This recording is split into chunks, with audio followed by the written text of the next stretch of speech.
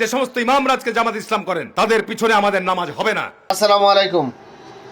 আমি নিয়ত করছি আমার সন্তানদেরকে মাদ্রাসায় পড়াবো না। বহুত বড় বেয়ান্দাজ তুমি। এই তো হুজুর রাগে গেছে, হুজুর না বুঝছে আমার বেপতার হয়ে নিয়েছে।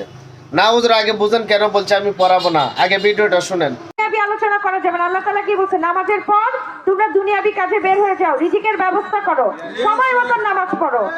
কেউ বলে নাই যে মসজিদে যে তোমরা অন্য একটা রাজনৈতিক দলের প্রচারণা করো।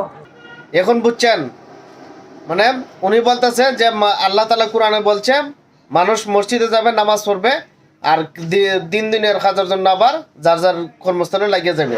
মানে মসজিদে এগুলো বলা যাবে না। সুন্দর কথা বলছে, ওনার কথা আমি সাপোর্ট করি, ভালো। তা আল্লাহ তাআলা তো কোরআনে এটাও বলছে যে শতগুলো মানুষের সামনে গিয়ে একটা মহিলা দাঁড়াইয়া কথাবার্তা বলতে পারবে না, মহিলা তার নিজের সেভে রাখবে। তবে পর্দার কথাটা আমি বলিনি, উনি তো কোরআনের কথা বলছে, আমি কোরআনের কথা বলছি। সূরা আন-নূর আয়াত নম্বর 31 পড়েন, তারপরে বুঝবেন। এটা বললে এখন আমার দোষ দিয়ে দেবেন যে আমি দোষী।